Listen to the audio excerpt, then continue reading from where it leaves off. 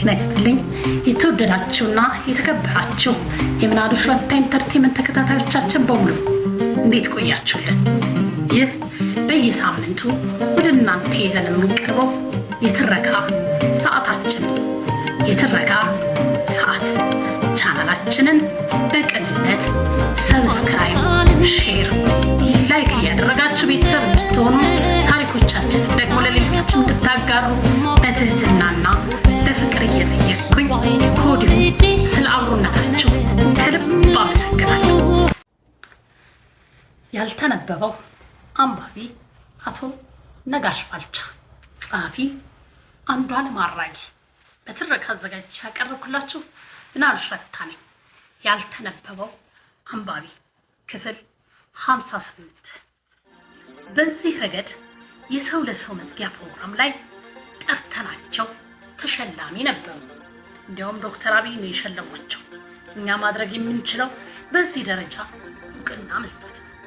የመጠየቅ ነገሩ ይከብዳቸዋል እንጂ ከሁኔታቸው ሁልጊዜ ምን ላድርግ የሚለው ነገር ትሰማዋለህ። እኔ በርከት ላለ ጊዜ ሰምቻቸዋለሁ። አንዴ እንደውም ፊት ለፊት በስልክ ምን ላድርግልህ ሲሉ ጠይቁ። እንኳን ሌላ ጥቅም ከእርሳቸው ልጠይቅ፣ ሳትጠይቅ የምታገኘው ራሱ ከበቂ በላይ ነው። ለምንድን ነው የምትፈልገውን ነገር የማትጠይቀኝ? ለምንድን ነው የማትነግረኝ? ምንም ነገር ቢሆን ቀድመህ አማክረኝ ይሉሃል። የሚያደርጉልህ ራሱ ከአቅም በላይ ሆኖብን ተጨንቀን እርሳቸው ሌላ ነገር ምን ላድርግላችሁ እያሉ ያስጨንቁናል። ከመጨነቃችን የተነሳ ቢቸግረን እንኳን አንጠይቃቸው። እንዲሁም በሌሎች ሰዎች በኩልም ሰው የማገዝ ተነሳሽነታቸውን ትሰማዋለን። ይሄ የበጎነት ባህሪያቸው የሚገርም ልጆቻቸው ላይም ወርዷል። በጣም የምታየው ነገር አራቱም ወንድ ልጆቻቸው አንድ አይነት ባህሪ እንዴት ሊኖራቸው እንደቻለ ይገርማል። በጎነታቸውን ለልጆቻቸው ጥለውት አልፈዋል።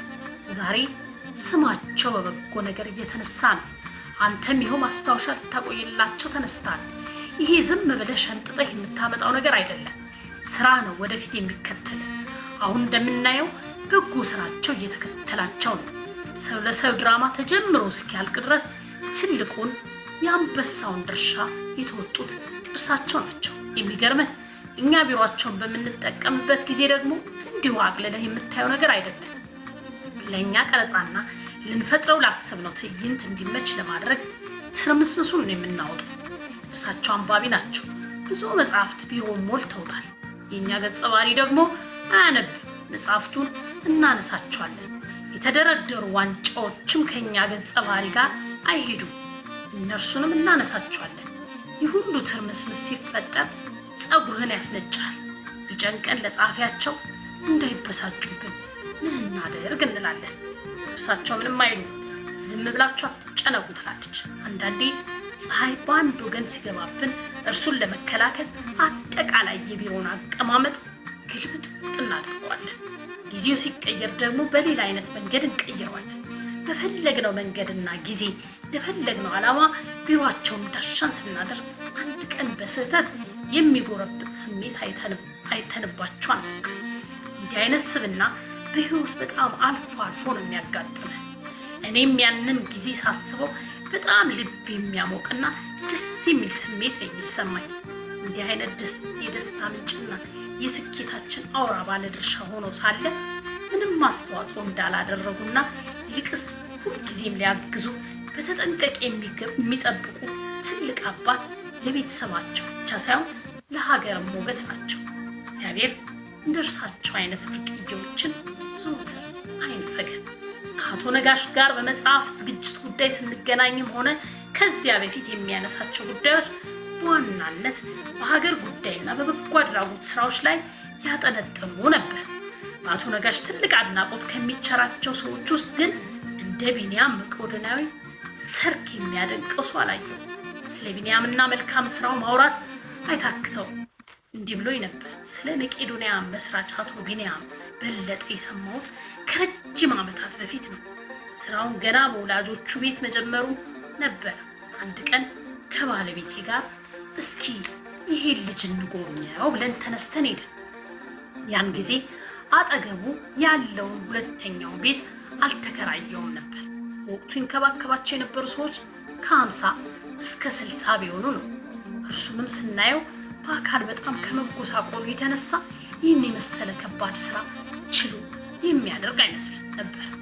በጣም የተገረምነው በወጣትነት እድሜው ብዙ ንብረት ማፍራት ቢችልም እርሱም ሁሉ ንቆ ራሱንም በከፍተኛ ሁኔታ ጎድቶ የተጎዱ ወገኖቹን በመሰብሰብ የሚያደርገው ትግል ከአእምሮ በላይ ነው የሆነብን።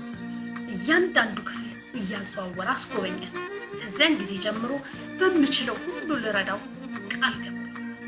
በቻልኩት መጠን አልተለየሁትም። እንዲያውም ካነሳው ዘንድ እንጂ እርሱ ከሚሰራው ስራ አንጻር የኔ አስተዋጽኦ ለወሬም የሚበቃ አይደለም። ስራው እያደገና እየሰፋ ሲሄድ የኔም ደስታ እየጨመረ መጣ። የሰው ልጅ ያሰበው ሀሳብ እንዲህ ስጋ ለብሶ ስታዩ በጣም ያስደስታል። የመቀራረብ መጠኑ ከጊዜ ወደ ጊዜ እየጨመረ መጣ በማለት ገና የመቄዶንያን ስራ ብዙዎች ነገር የባላሉበት ብዙም በማይታወቅበት የጥንስስ ወራት የነጋሽ በጎ ሀሳብ ልብ አርፎበት ነበር። ትህትና የነጋሽ መለያ ባህሪው ነውና በዚህ ወቅት ይህን ያህል ገንዘብ ረድቼ በዚህ ወቅት ይህን በማሰራት አገዝኩ በማለት ዝርዝር ነገር ውስጥ አልገባም። እኔም አልገፋሁበትም። ቢንያም በለጠ ስለ አቶ ነጋሽ የመቄዶንያ አረጋውያንና የአእምሮ ህሙማን መርጃ ማዕከል መስራችና ስራ አስኪያጅ ቢንያም በለጠ ቢንያም መቄዶንያ ከአቶ ነጋሽ ጋር ምን አይነትና ከመቼ የሚጀምር ግንኙነት እንዳላቸው ጠይቄው በበኩሉ ስለ አቶ ነጋሽ እንዲህ ይላል። የሚገርምህ አቶ ነጋሽ ማዕከላችንን መርዳት የጀመሩት ገና መጀመሪያ አካባቢ ጀምሮ ነው። አንዳንድ ጊዜ ከባለቤታቸው ጋር፣ ሌላ ጊዜ ደግሞ ብቻቸውን እየመጡ ይጎበኙን ነበር። በጣም የሚገርምህ ከእርሳቸውም ሆነ ከባለቤታቸው ላይ ያየሁት የትህትና መጠን የተለየ ነበር። ብዙ ሰዎች ጋር የምታገኘው አይነት አይደለም። ራሳቸውን በተጎዱና በተቸገሩ ሰዎች ደረጃ ዝቅ አድርገው ለመቀራረብ የሚችሉበት ጸጋ የታደሉ ሰዎች ናቸው።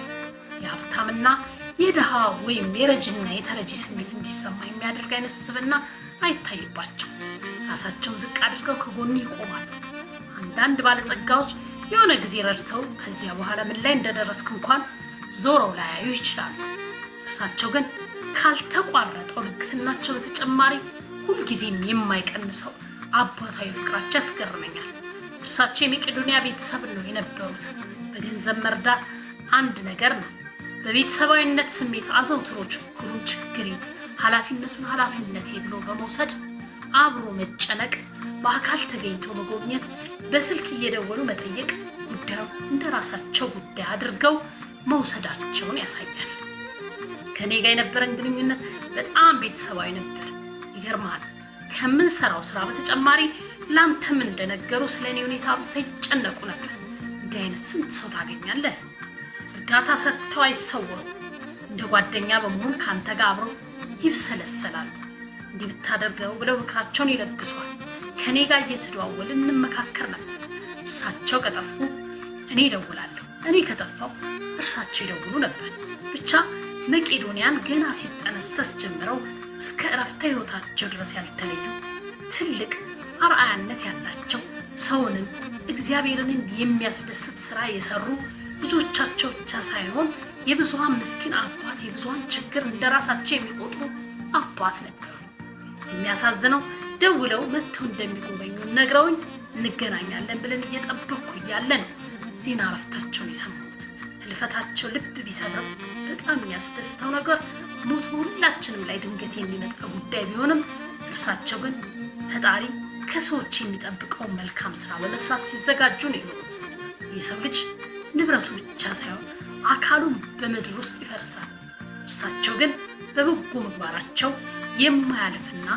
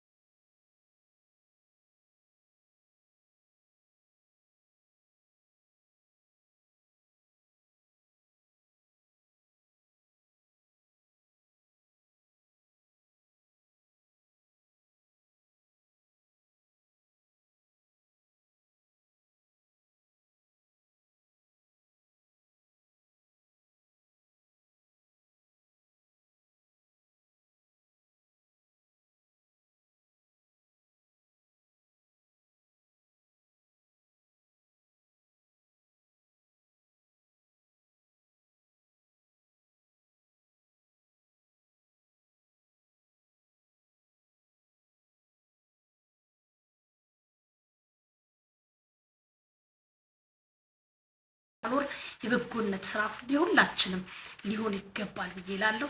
ጀግኖቻችንን በዚህ መልኩ እናወድስ። ሼር አድርጉ፣ ላይክ አድርጉ፣ ለሌሎችም አካፍሉ። ለዛሬ የነበረን ክፍል ይህን ይመስላል። ቀጣዩን በቀጣይ ክፍል ይዘን እስክንገናኝ ድረስ ቸር ቆዩልን እላለሁ። አበቃ።